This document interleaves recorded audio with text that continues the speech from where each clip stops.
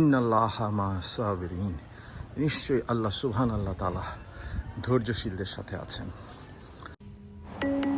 Assalamu alaikum viewers. Welcome to Cat Life Blogs.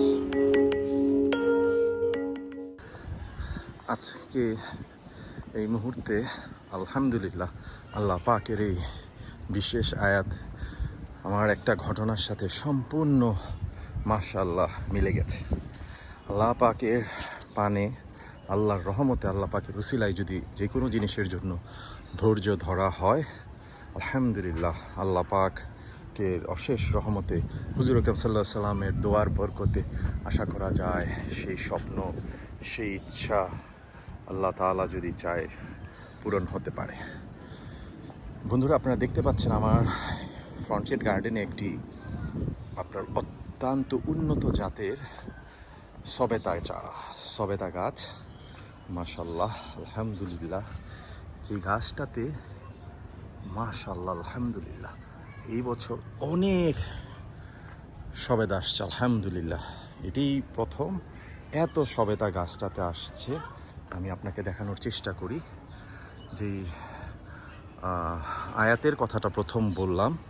আসলে এটা ব্যাপারটা হচ্ছে, এই সবেদা গাছটা প্রায় 4-5 বছর হবে। 4-5 বছর আগে আমি সংগ্রহ করেছিলাম, আমাকে সংগ্রহ করে দিয়েছিল আমার ছোট ভাই।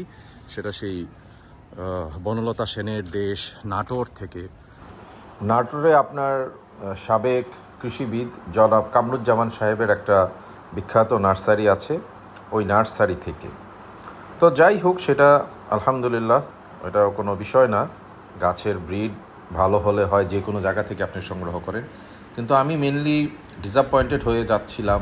4-5 বছরের প্রায় বয়স গাছটা বড় হতে হতে একটা ছাতার মতো হয়ে গেছে, ছড়িয়ে গিয়েছিল পুরা সম্পূর্ণ, মনে হয় একটা it's like an umbrella. But আমাকে শাহজাহান মিয়া এবং আমাদের মিদা এবং শাহজাহান মিয়া আমাকে সহযোগিতা করেছে। আমরা তিনজন মিলে গাছটাকে মোটামুটি শক্ত লাইলন রশি দিয়ে বেঁধে আমরা একটা শেপে নিয়ে আসছি। কারণ ছাতার মতো হয়ে গেলে গাছটাতে দেখা যাচ্ছে চারোদিকে ছড়িয়ে গিয়েছিল, এবং এতে আপনার গাছটাতে পরিপূর্ণভাবে ফুল রোদ পাচ্ছিল না। তো হয়তো এই জন্য ফ্রুটিংয়ে প্রবলেম হবে, এই জন্য আমরা গাছটাকে একটা শেপের মধ্যে সুন্দর করে এনে দিচ্ছি। এই দেখতে পাচ্ছেন রশি দিয়ে টানা দিয়ে রেখেছি, এবং আস্তে আস্তে আল্লাহর রহমতে একটা লোয়ার অ্যাঙ্গেলের সাথে গাছটা একটা শেপে চলে আসতেছে। বন্ধুরা, আপনারা দেখতে পাচ্ছেন মাশাআল্লাহ। তো গত বছর থেকে আলহামদুলিল্লাহ আল্লাহ পাক এর রহমতে গত বছর প্রায় 14টা সবেতা আসছিল। একটা কন্টেন্ট আপনাদেরকে দিয়েছিলাম, আপনারা চাইলে ওইটা হয়তো অনেকে দেখতে পারেন। তো কিন্তু সবেদাগুলো মাশাআল্লাহ রামা সাইজ ছিল, যথেষ্ট বড়, যথেষ্ট অ্যারোমেটিক এবং অত্যন্ত সুমিষ্ট ছিল। আলহামদুলিল্লাহ এই বছর তো আল্লাহ পাকের রহমতের বন্যা বয়ে যাচ্ছে আমার এই সবেদা গাছটার উপরে। প্রচুর ফুল আসতেছে এবং প্রচুর ফল আসছে। গাছটাতে রাউন্ড দ্য ইয়ার ফল থাকে আলহামদুলিল্লাহ।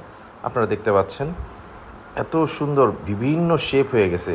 অ্যাকচুয়ালি কিছু সবেদা আছে যে বড় হয়ে গেছে, তো কিছু ছোট কিছু মার্বেল সাইজ, কিছু গলফ বলের সাইজ, কিছু আপনার ট্যাপ টেনিস বলের সাইজ হয়ে গেছে, এবং নতুন করে আপনার ফ্লাওয়ারিংও হচ্ছে। চিন্তা করা যায় এই যে দেখুন, এত সুন্দর ফ্লাওয়ারিং হচ্ছে এবং ফ্লাওয়ার থেকে গুটি বের হচ্ছে আল্লাহ পাকের রহমত আলহামদুলিল্লাহ। আসলে ওই তো আল্লাহ পাকের ধৈর্য ধরলে আল্লাহ পাকের রহমত অবশ্যই পাওয়া যায়। ধৈর্য ধরতে হয়। আসলে ধৈর্য ধরে অপেক্ষা করছিলাম। তো আমার মনে হয় আর এক বছর দেখতাম, যদি ফল না আসতো হয়তো আমি গাছটা কেটেই ফেলতাম। তো যাই হোক, আল্লাহ পাকের কাছে কোটি শুকরিয়া যে আমি গাছটা কাটি নাই।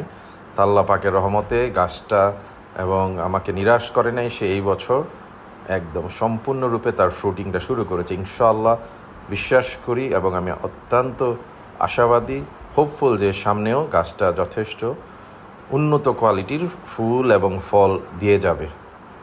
আশা করি ভিউয়ার্স, কন্টেন্টটা আপনারা শেষ পর্যন্ত উপভোগ করেছেন। কন্টেন্টটা শেষ পর্যন্ত দেখার জন্য আপনাদেরকে আন্তরিক কৃতজ্ঞতা জানাচ্ছি। Please share the channel and share the content with your love ones. আপনারা সবাই ভালো থাকবেন। ক্যাট লাইফ ব্লগকে সাপোর্ট করার জন্য আবারও আপনাদের ধন্যবাদ জানাচ্ছি। Good bye, tata.